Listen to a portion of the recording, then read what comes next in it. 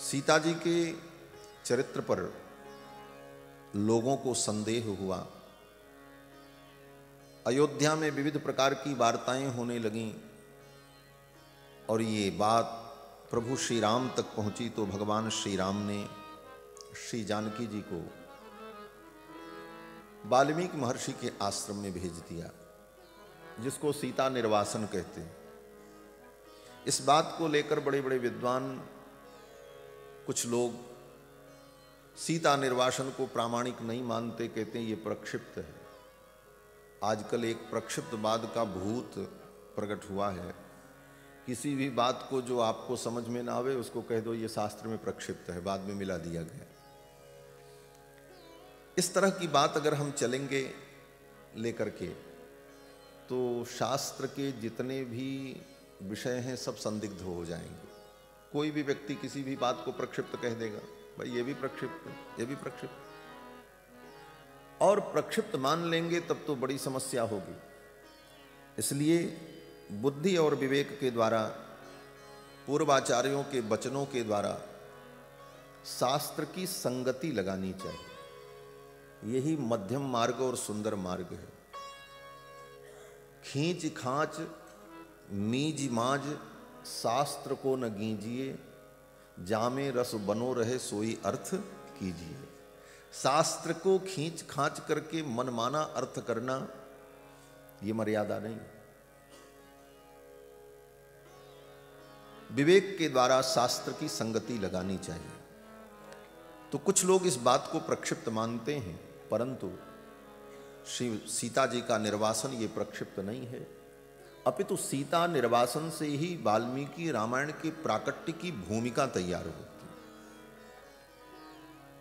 और सीता जी को भगवान ने वन में भेजा, इसका कई कारण था। एक कारण तो ये था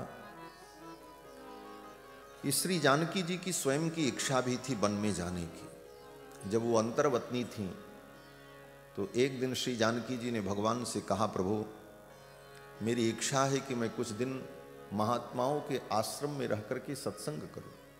ऋषि मुनियों के बीच में रहने की इच्छा हो रही है। तो भगवान ने कहा ठीक है, इसकी कोई व्यवस्था होगी।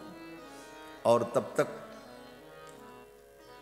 ये घटना घटित हो गई। सीता जी के विषय में अयोध्या में विविध प्रकार की चर्चा होने लगी। तो भगवान ने सोचा चलो ये भी एक बहाना अच्छा है। सीता जी जाना चाहती थी, एक बहाना बन गया। और दूसरा कारण यह भी था जो गोस्वामी जी महाराज वर्णन करते हैं कि श्री दशरथ जी महाराज ने जब अपने प्राणों का त्याग किया राम जी के वियोग में, तो श्री दशरथ जी महाराज की आयु शेष बची थी। वो तो राम जी के वियोग में उनके प्राण चले गए। स्वाभाविक आयु पूर्ति नहीं थी, क्योंकि दशरथ जी ने तो यही कहा, हा रघुनंदन प्राण प्रीते तुम बिन जियत बहुत दिन बीते। भगवान के वियोग में जीवन धारण करने की क्षमता नहीं रही और दशरथ जी ने शरीर छोड़ दिया। उनकी आयु जो शेष बची थी वो आयु अपने रघुनाथ जी को दे करके दशरथ जी चले गए।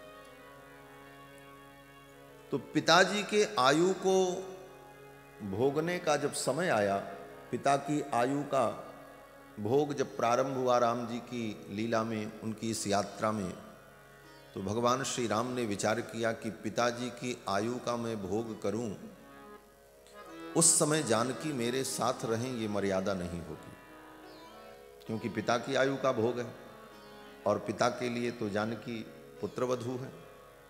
ऐसी स्थिति में जानकी मुझसे दूर रहें यही अच्छा होगा। और इसी योजना के तहत भगवान ने श्री जानकी जी को वन में भेज दिया। यह भी एक कारण था। गोस्वामी जी महाराज कहते हैं कि पितु आयु को पुनि भोगी बेको, किए बने बनाव, जानकी परिहरे बिनु नाहि अनघ उपाव। राम जी ने विचार किया सीता जी के त्याग के बिना कोई पाप रहित उपाय नहीं। इस कारण से श्री जानकी जी को भगवान ने वन में भेजा। और इससे भी ज्यादा तीसरा महत्वपूर्ण कारण यह भी था कि श्री वाल्मीकि जी के द्वारा रामायण की रचना होनी है, वेदावतार होना है, तो जब तक भगवान की करुणा वाल्मीकि जी पर नहीं होगी तब तक वाल्मीकि जी के द्वारा ये महान कार्य कैसे हो सकता है। तो भगवान ने अपनी करुणा को, भगवान की साक्षात करुणा कौन है बोले श्री जानकी जी। श्री जानकी जी साक्षात भगवान की कृपा है। माया दंभे कृपायाम च, माया का अर्थ होता है दंभ और कृपा, और ये जानकी जी कौन है बोले भगवान की माया है। उभय बीच सिय सोहति कैसी, ब्रह्म जीव बिच माया जैसी। उभय बीच सिय सोहति कैसी, उभय बीच सिय सोहति कैसी, ब्रह्म जीव बिच माया जैसी, ब्रह्म जीव बिच माया जैसी, ब्रह्म जीव बिच माया जैसी, ब्रह्म जीव बिच माया जैसी। उभय बीच सिय सोहति कैसी, उभय बीच सिय सोहति कैसी, उभय बीच सिय सो। भगवान श्री राम और कुमार लक्ष्मण के बीच में जानकी जी, वन के प्रसंग का ये वर्णन है। वन यात्रा में राम जी आगे आगे, जानकी जी उनके पीछे, और उनके पीछे लक्ष्मण। ब्रह्म और जीव के बीच में श्री जानकी जी हैं। कौन है बोले माया, ब्रह्म जीव बिच माया जैसी। लक्ष्मण जी जीव हैं, प्रभु श्री राम ब्रह्म हैं, और श्री जानकी जी माया है। माया माने करुणा। माया दंभे कृपायाम च, तो भगवान की जो कृपा है वही जीव और ब्रह्म के बीच में कारण बनती है। जीव का कल्याण तभी होता है जब ब्रह्म की कृपा प्रकट हो, और जीव और ब्रह्म के बीच में जब कृपा मध्यस्थ होती है तभी जीव का कल्याण होता है। जब तक परमात्मा की कृपा न हो तब तक जीव का कल्याण हो ही नहीं सकता। अपने किसी साधन से जीव का कल्याण नहीं हो सकता, भगवान की कृपा और करुणा से ही जीव का कल्याण होता है। इसलिए जानकी जी साक्षात कृपा स्वरूपा हैं, भगवान की कृपा है, करुणा है। और अपनी करुणा को ही भगवान ने, मूर्तिमती करुणा को ही वाल्मीकि महर्षि के आश्रम में भेज दिया। जानि करुणा सिंधु भावी, विवश सकल बसाई। भगवान ने भावी को समझा क्या होने वाला है, और धरि धीर रघुवीर हैं, श्री रघुवीर ने भोर ही लिए लखन बुलाई। सवेरे सवेरे अकस्मात लक्ष्मण को बुलाया राम जी ने। लक्ष्मण जी आए, बोले प्रभु क्या आज्ञा है। तो राम जी ने यही कहा कि तात तुरत ही साज स्यंदन, लेहुसी चढ़ाई। लक्ष्मण रथ तैयार करो, कहां जाना है। राम जी ने कहा वाल्मीकि मुनीस आश्रम आयौ पहुंचाई। वाल्मीकि मुनि के आश्रम में सीता को पहुंचा दो। तो सीता जी का भगवान ने त्याग नहीं किया, अपितु वाल्मीकि मुनि के आश्रम में पहुंचा दिया। वाल्मीकि मुनीस आश्रम आयौ पहुंचाई। और श्री लक्ष्मण जी ने श्री जानकी जी को वाल्मीकि मुनि के आश्रम में जब पहुंचाया, भगवान की मूर्तिमती करुणा कृपा वाल्मीकि जी के आश्रम में जब पधारी, तब महर्षि वाल्मीकि को प्रेरणा हुई और उन्होंने रामायण की रचना की। रामायण रचना का सामर्थ्य प्राप्त हुआ वाल्मीकि जी। श्री जानकी जी की महिमा का जहां वर्णन है, हमारे आचार्यों ने वर्णन किया, कहते हैं देखो, जिस सरस्वती की एक कृपा दृष्टि से जड़ व्यक्ति भी बृहस्पति के समान हो जाता है,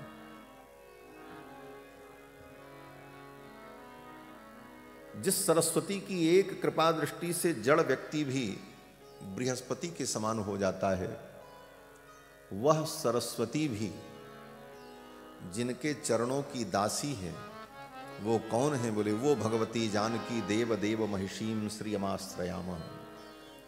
सा भारती भगवती तु यदीयदासी ताम देव देव महिषीम श्रियमाश्रयामः। ताम देव देव महिषीम, देवों की भी देव जो भगवान हैं, उनकी जो महिषी हैं, पट्ट महिषी जानकी, वो कौन है?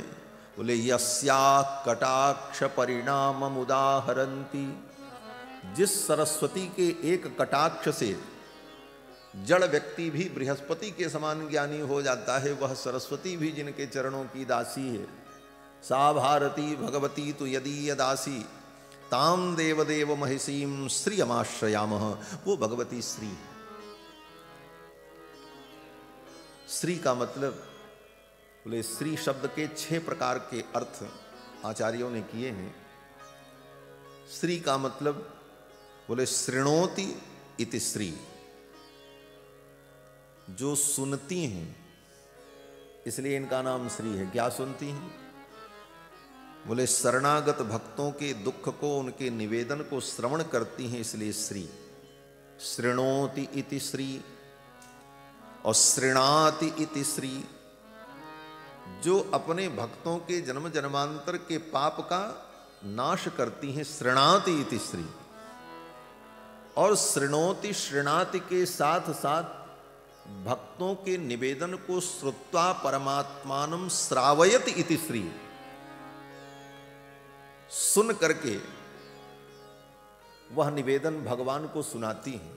कोई जीव जानकी जी से निवेदन करता है अपने दुख का, तो सुनती हैं, उसके पाप का नाश करती हैं, फिर उसके निवेदन को भगवान तक पहुंचाती भी है। श्रावयति इति श्री, भगवान को सुनाती हैं। और ये श्रावयति की ही व्याख्या गोस्वामी तुलसीदास जी ने विनय पत्रिका में की। कबहू की अम्ब अवसर पाई, मेरियो सुध ध्याई भी कछु करुण कथा चलाई। अम्ब अवसर पाई,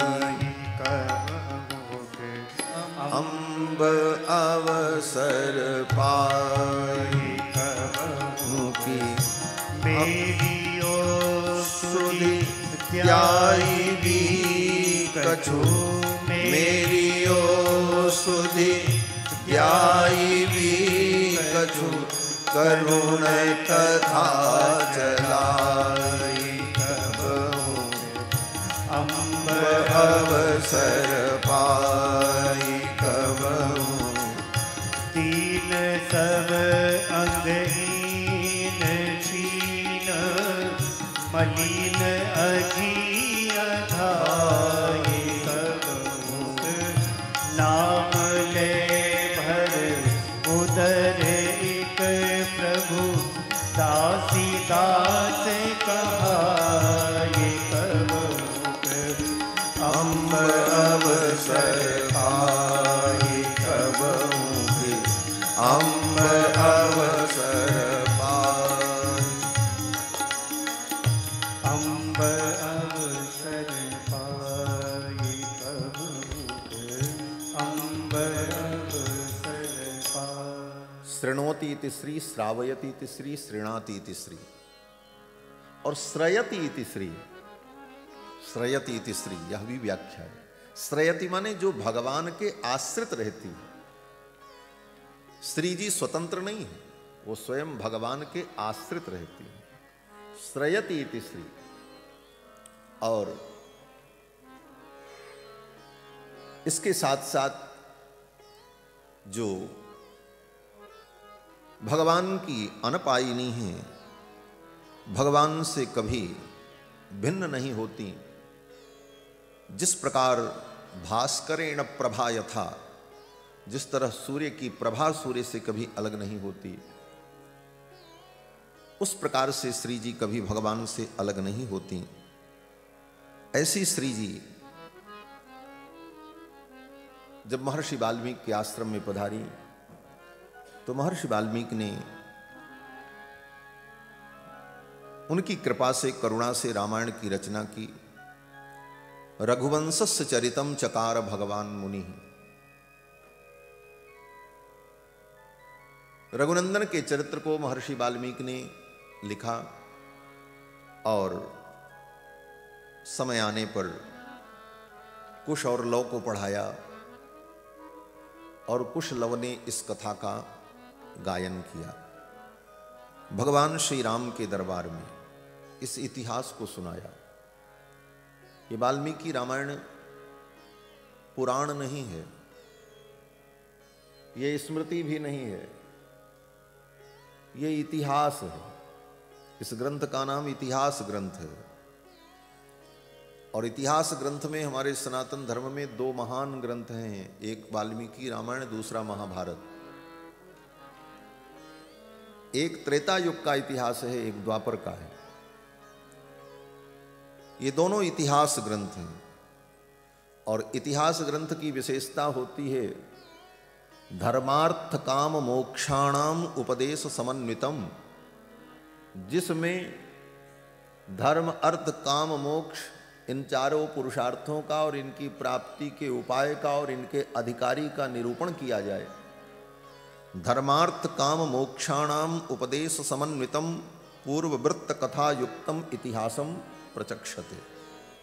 पूर्व वृत्त से युक्त जो इतिहास हो, वर्णन हो, उस ग्रंथ को इतिहास कहते हैं। ऐसा इतिहास ग्रंथ महर्षि वाल्मीकि रामायण ने रचा, लौकुश को सुनाया और लौकुश ने इसे याद कर लिया। देखो, ये लौकुश लौकुश कहने की आदत पड़ गई है तो लगता है लव बड़े हैं कुश छोटे हैं, क्योंकि उनका नाम पहले आ जाता है। लेकिन कुश बड़े हैं और लव छोटे हैं। कुशी लवौ तु धर्मज्ञौ राजपुत्रौ यशस्विनौ। कुश बड़े भाई हैं, लव छोटे हैं। इन दोनों भाइयों को महर्षि वाल्मीकि ने पूरी रामायण याद करा दी, कंठस्थ कर लिया। और इन्हीं को कंठस्थ क्यों कराया? बोले ये दोनों जब आए और वाल्मीकि जी के चरणों में प्रणाम किया, गुरुकुल में ही रहते थे, वहीं बड़े हुए, वहीं पले, तो जब दोनों ने आकर के प्रणाम किया तो महर्षि वाल्मीकि ने जब देखा तो बिंबाद दिवोत्थितौ बिंबौ राम देहात् तथा परौ। कुश और लौ को देखकर महर्षि वाल्मीकि को लगा, अरे ये तो राम जी जैसे हैं। सामान्यतया बिंब का प्रतिबिंब होता है, बिंब का प्रतिबिंब होता है, यह सिद्धांत है। और एक बिंब के अनेक प्रतिबिंब हो सकते हैं, लेकिन एक ही बिंब के अनेक बिंब हों, यह तो बड़ी अद्भुत बात है। और यहां पर वाल्मीकि जी यही कहते हैं, कुश और लौ को जब देखा तो वाल्मीकि जी ने अनुभव यही किया, बिंबाद दिवोत्थितौ बिंबौ। बिंब से बिंब प्रकट हुए, और एक बिंब नहीं, दो बिंब। राम देहात् तथा परौ। भगवान श्री राम के ये पुत्र राम जी के ही समान, वैसी ही आकृति, प्रकृति, वाणी, सब कुछ। बिंबाद दिवोत्थितौ बिंबौ राम देहात् तथा परौ भ्रातरौ स्वर संपन्नौ।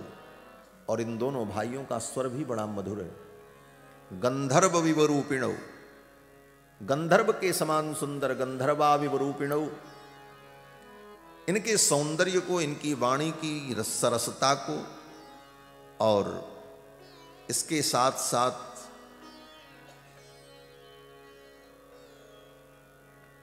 इनके शुद्ध उच्चारण को देखकर महर्षि वाल्मीकि ने इनको पूरी रामायण याद करा दी। और कुशलव ने संपूर्ण रामायण को याद कर लिया और सबसे पहले वाल्मीकि महर्षि के आश्रम में ही रामायण का गान किया। प्रथम कथा वहीं हुई और उस कथा में मुनियों ने जब कथा सुनी तो तच्छ्रुत्वा मुनयः सर्वे बाष्प पर्याकुलेक्षणाः, वे मुनि महात्मा भगवान की कथा को सुन करके कुश और लव के द्वारा सब महात्मा रोने लगे। कहीं ये वर्णन नहीं आया कि कथा सुन करके हंसने लगे, समाधि में चले गए, यही आया रोने लगे। बाष्प पर्याकुलेक्षणाः, जितने मुनि महात्मा थे सब रोने लगे, सबकी आंखों से अश्रुपात होने लगा। सच पूछो तो भगवान की कथा रोने के लिए ही होती है। कथा में जितना रोना आएगा उतना ही अंतःकरण शुद्ध होता चला जाए। श्री वेदव्यास जी महाराज कहते हैं, रुदंत्य भीक्षणम हसति क्वचिच्च विलज्ज उद्गायत नृत्यते च मद्भक्ति युक्ता भुवनम पुनाति। भगवान श्री कृष्णचंद्र कहते हैं भागवत में कि मेरी कथा सुनकर रुदंत्य भीक्षणम, बार बार रोना आवे, अभीक्षणम पुनः पुनः, हंसति क्वचिच्च, हंसने का प्रसंग तो कभी कभार आता है, कोई ऐसा प्रसंग आ जाए हंसने वाला तो हंसी आ जाए, नहीं तो कथा में रोने का बड़ा महत्व है। भगवान की कथा सुनकर के हृदय द्रवीभूत हो और आंखों से अश्रुपात हो, हरि गुण मम गुण गावत